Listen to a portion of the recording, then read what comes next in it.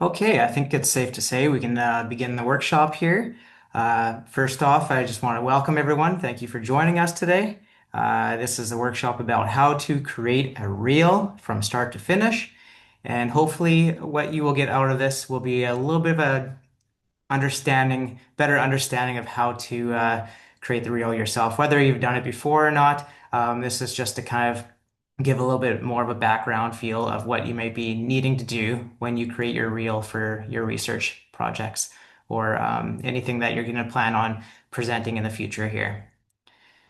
So to begin things off, I also want to say if you have any comments, feel free to drop them in the chat. I'll try my best to reply on the spot or at the very end when there's some time to leave a chat message in there. Okay. All right. So, again, some of you we have met before last week at the workshop that was for how to shoot with your smartphone. And so, for those who don't know me, my name is Kevin Dunn. I am one of the media producers here at the media department, uh, productions department, I mean, at the education building. And today, today we're going to be doing how to create a reel from start to finish. And time estimate will probably be roughly 40 minutes or so, so not very long. But like I said, if you have any questions, feel free to drop them in the comments and I'll try to answer them during. All right, so here's the basic slide to start off with. Why Reels? All right, so we all know Reels are everywhere, mostly on the social channels that we're familiar with that are like Instagram, Facebook, YouTube, TikTok, and a few more. But Reels have a high engagement and they reach so many people. So it is very important that whenever we are producing a reel, we understand that it's going out there and it's going to be out online for a very long time, for as long as it may need to be. But reels are favored by most social media platforms. They are a great tool for sharing information, and it helps build personal and institutional visibility. So for you folks, building a reel and putting it online is going to be great for any kind of project that you may be working on.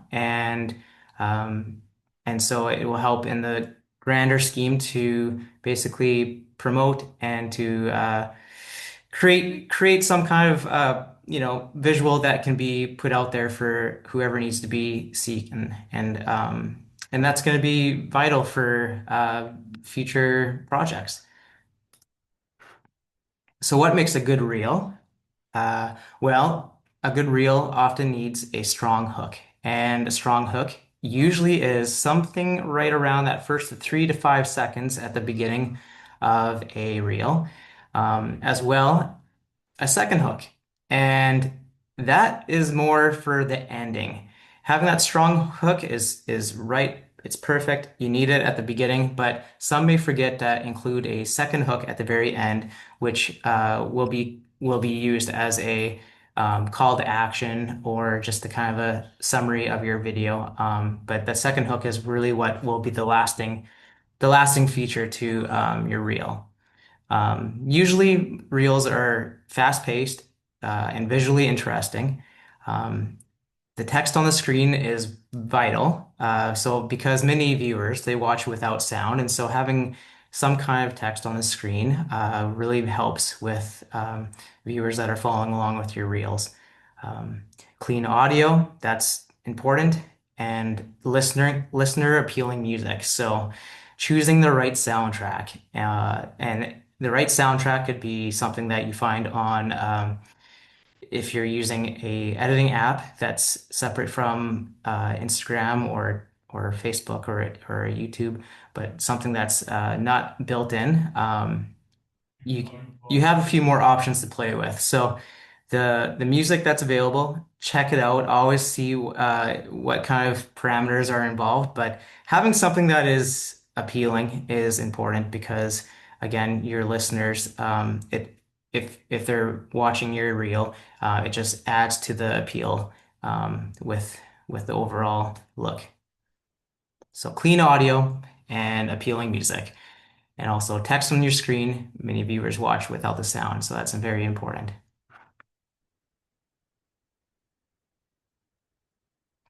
So let's begin with a few steps here. This is going to be kind of a 6 to 7 step process of the very beginning of creating your reel to the very end. And this is just a brief overview, so some of you may already have the general idea of the construction of a reel, but this is just to kind of do the step-by-step process to kind of follow along. So step one, we want to define your message. And defining your message is key because when you're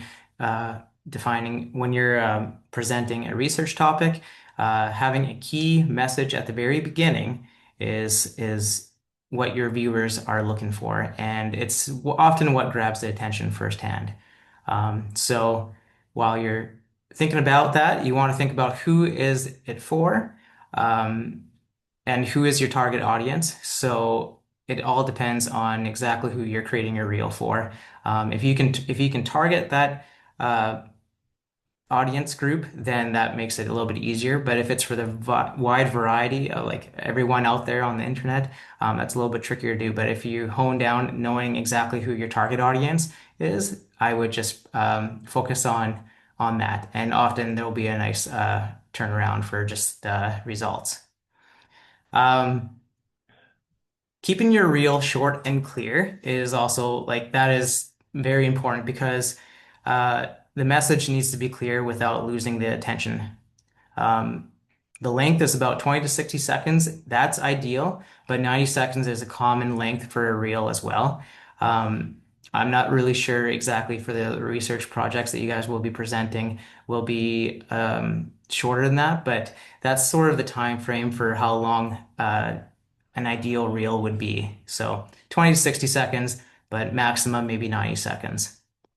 And a useful tip I often use is a formula where we have the hook, the value, the visuals, and the call to action, which is at the very end. That's that second hook that we were just talking about on the earlier slide.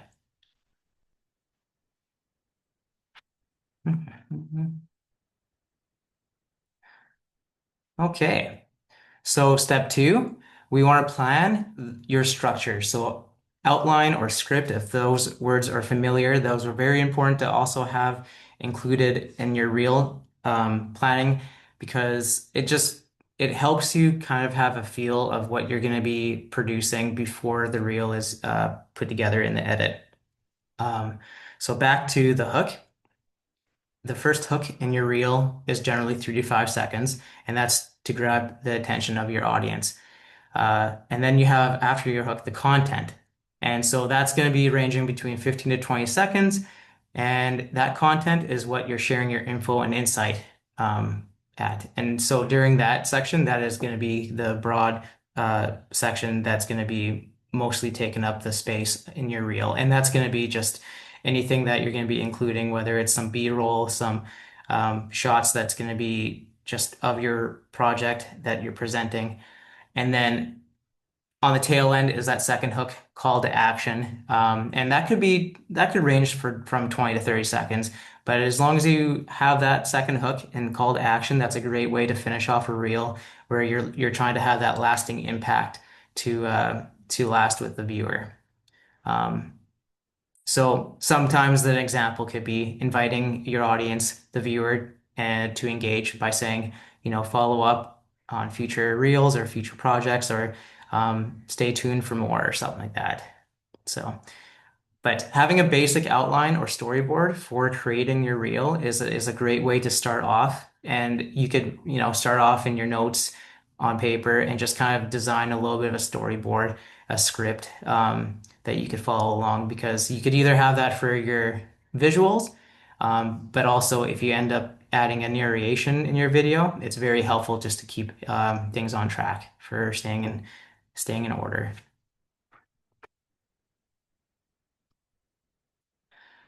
And so step three now is the time to shoot your footage. And so shooting your footage for the reel, uh, highly recommend using the rear facing camera. It is built to take higher quality visuals. rather than in comparison to your selfie facing camera. Yes, it could be used for selfie visuals, but the quality is downgraded quite a bit. So using the rear facing camera would be optimal, and recording in vertical, which is obvious for Reels, 9 and 16th format is the preferred format to be used as well. So that's no brainer. It's used for most Reels, and that vertical format's important to keep using. And then keep in mind when you're recording, keep in mind your safe zones. So what a safe zone is, kind of a boundary on your screen. So when you're going through your reels and you're online, you have the options that are at the bottom and along the side, and where you have your likes, your shares, your comment section, that is always going to be taking up the space when it's online as a reel. So keeping in mind that you have these safe zones when you are putting yourself in the image on the visual, but also any kind of wording that you put in as well, it stays sort of in the region that you want it to be, not covered up by any of these side lines. Um, so anything that's within like the middle, top, or bottom, but not too far to the edges, you should be pretty safe. While you're shooting your footage, it is important to remember to keep your footage as stable as possible. This was mentioned in how to shoot with the smartphones. So if anybody has any tripods at hand, or just if you don't, steady hands is very important. You can try and balance yourself, like put your elbows down on the table and hold the camera steady, or just making sure that you kind of pan in, pan out, nice and smooth. That really helps in the results, because a shaky visual is not really that eye appealing sometimes. So it depends on how you use that for in the edit. But we also want to keep in mind using natural light. Avoid the noisy environments if you can as best as possible. I understand some of you will be shooting indoors, whether it's in office space or labs. So if you are, I would recommend just making sure that there's some lighting available, whether it's any kind of natural light that's coming in from the windows, or just brightening up the space if you have some overhead lights that could be turned on rather than some of them being turned off. Um, if you feel like you are lacking the light, just if you can, bring in a personal light device yourself, like if it's a lamp or something like that, you can plug in, or get creative and use some light from somebody else's phone or something like that. That often could work as well. But when we're shooting our footage, also, we want to add a voiceover. If you want to add in a voiceover, I would recommend recording it in a quiet space, or for a quiet space, but for clean audio, that's just something that I would recommend doing. So if you have any kind of background noise or something like that in the audio, it just isn't as clear. But if you're doing a voiceover, some people they might go into their car and do a video or an audio recording, and in there it sounds a little bit more crisp. There is less echoing, like comparable if you're inside of an office or a room that doesn't have a lot of objects inside to absorb the sound. It just if if there is good opportunities to record your audio, I would look at those opportunities over compared to like being in a larger space. Um, and while you're shooting your footage, it's good to keep in mind to remember to clean your lens. I know a lot of us often forget to do that when we're taking our phones in and out of our pockets. Our lens often gets some scrubs on them from our fingerprints. So if you can clean off your lens, that will help with clear video.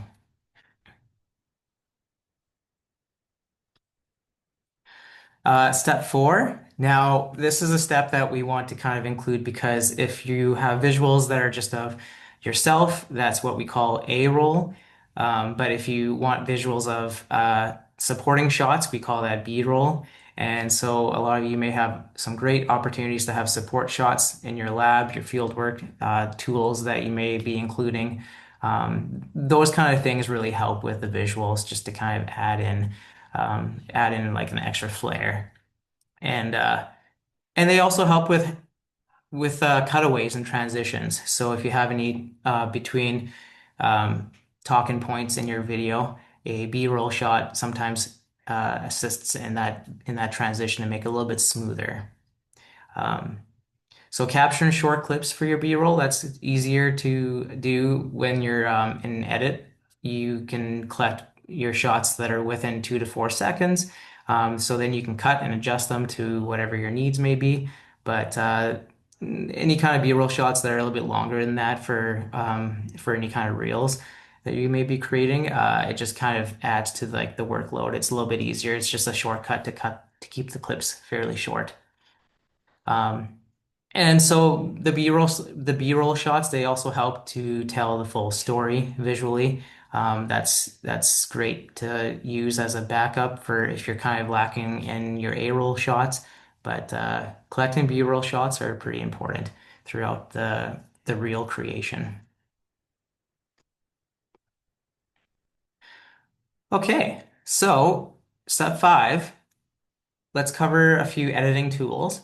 Um, so a few beginner-friendly apps that we can look at. If you're not familiar already with Canva, it's a great app to use for not just reel creation, but it also offers so many other opportunities to kind of do any kind of art or design and creation that you might be putting online. But they have an option where you can specifically select Instagram Reel, let's say for an example, and begin a project with that. And it's a template that you have options to use. There's so many options for templates out there, so you can choose whatever kind of fits your theme the best. And for text, for any kind of graphics, it's a great app just to kind of play around with if you have a little bit of time before you end up creating your reel. DJI Memo, I'd recommend. It's a great app as well that kind of gives you the options to play around in your edit, same as CapCut. And then if any of you have a laptop or desktop computer and you have a few of the editing options for software options that are like DaVinci Resolve, that's a top one, Final Cut Pro, Premiere Pro. Those are a few great options to use if you're planning on editing your reels on your laptop or your desktop. Canva also is an option too because you can not only use that as an app on your phone to edit, but you can sign in if you have an account and edit on your laptop too. Um, for the editing tools as well, trimming, cutting, and rearranging clips, those are things that you'll be doing in your edits. And that also includes adding your transitions, texts, and soundtrack. But one thing to keep in mind is to try your best to keep the edits clean and simple because overdoing an edit sometimes just gets a little bit overcrowded. And when a reel gets overcrowded with too many things going on at once, I mean, it's a small, short 20 to let's say 30 or sometimes 60, 90 seconds. That's a lot. Sometimes you have to cram into that short time frame. But it's important to remember to keep your reel clean and simple and try not to over edit. And then step 6 is text, captions, and music. This is pretty key at the near the end stage of creating a reel. Adding an online text is important.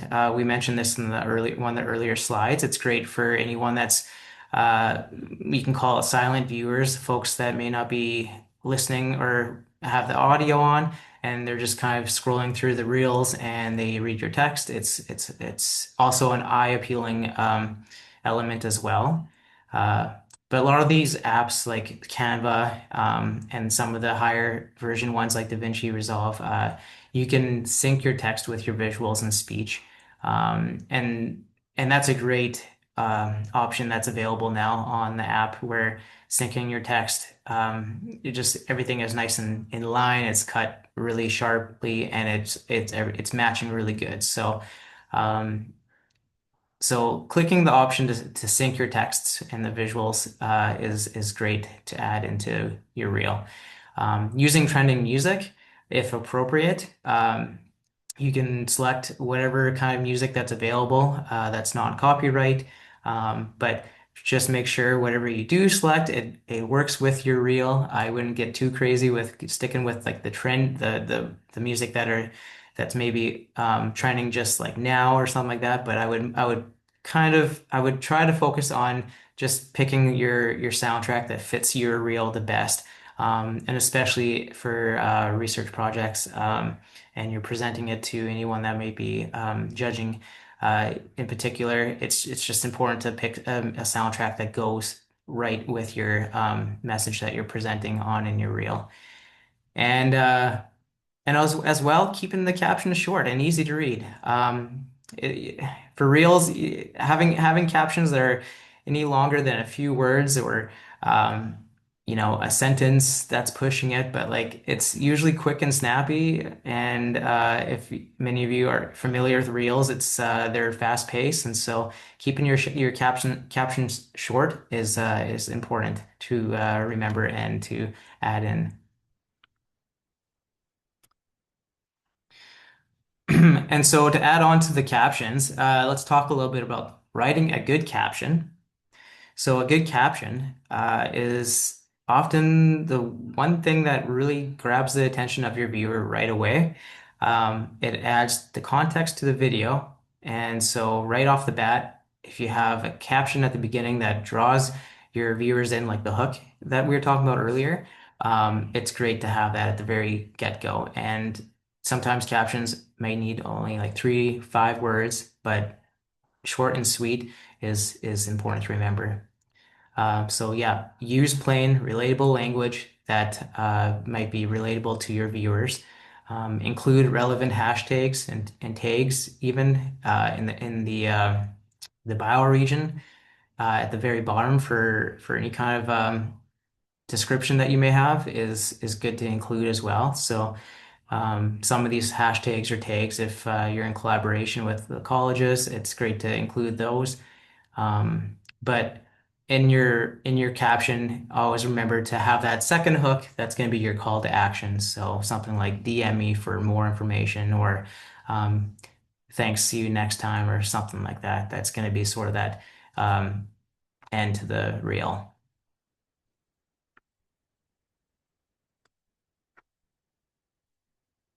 So at the very end of the creation, we want to be planning to post and time your reel. And so I'm not really sure if it's going to be something that you end up putting yourself, like putting your reels online yourself, but this is good to keep in mind that the best 2 times of the day that are kind of most ideal for posting is usually midday and evening.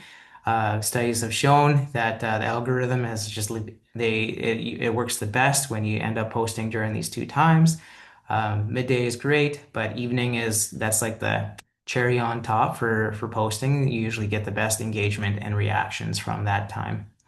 But like I said, I'm not sure when you guys might be ending up putting yours online, if it's something that you create and send off, or if it's just you put it onto like a specific Instagram page or not. I'm not sure. I'm not really sure, but these are just a few things to keep in mind. Um, Choosing a strong thumbnail cover image is very important because it's defining your key message. So whatever your message may be in your research reel, having that thumbnail cover image will be something that will show up as if anyone that's sliding through on the reels in the photo albums or anything like that, that's what they see first. So that's what's supposed to be there to grab your attention. So choosing a strong thumbnail, very important. And along with the captions, this is the tag your lab or college and collaborators. Um, that's vital for especially research projects. If you are doing collaborations with any of the colleges or uh, teammates or anything like that that you might be doing, just look and see if there's any kind of tags that you can include at the very, very end. And use relevant hashtags if you can. 3 to 5, nothing more.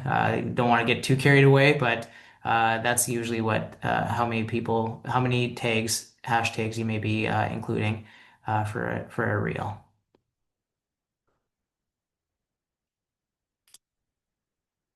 And just one more thing too, if this is something that I'm not sure if this will be on your radar or not, but it's great to look at the analytics and some feedback. When you're using the Instagram Insights, it shows you all the views, shares, saves, etc. That gives you the information of what you're doing right, what you're doing wrong. It helps to identify what works and what didn't work. And that allows you to experiment and improve what you can do for the next post or something like that, for the next reel that you create. It's information that is vital for helping you improve your reel creations.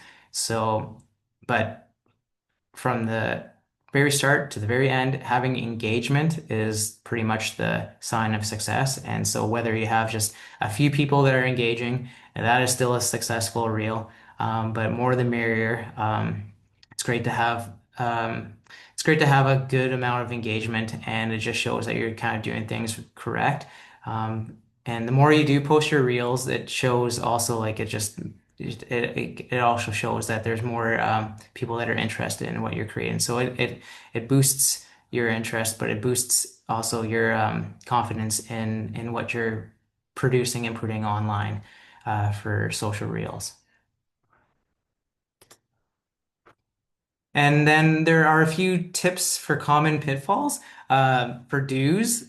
So going back to planning your content, it's great to do that in advance, whether you're writing a little script or a storyboard, just to kind of follow along for organization.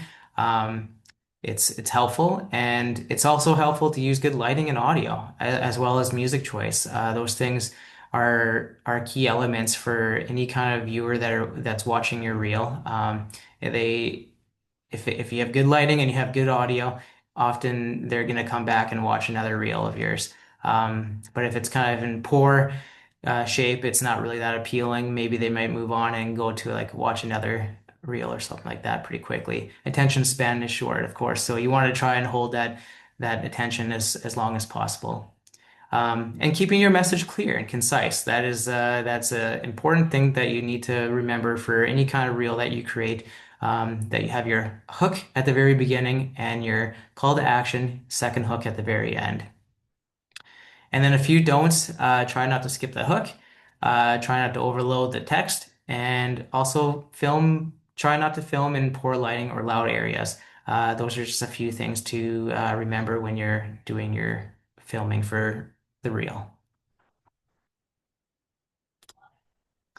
And to kind of wrap things up here, I just have one example that I found of a reel online that kind of describes and goes through the things that we were just talking about, where it has a really strong hook at the beginning and then some nice content in the middle, and then a stay tuned, follow for more sort of a thing at the end. So there's also a narration, there is text, and also one thing I want to mention too, you see the boundaries that are kind of invisible, but there are the icons on the reel that's what you kind of want to stay clear of. So for your visual, if you can stick to the middle and away from the sides and up top, that is going to keep everything that's in a good visual line of sight.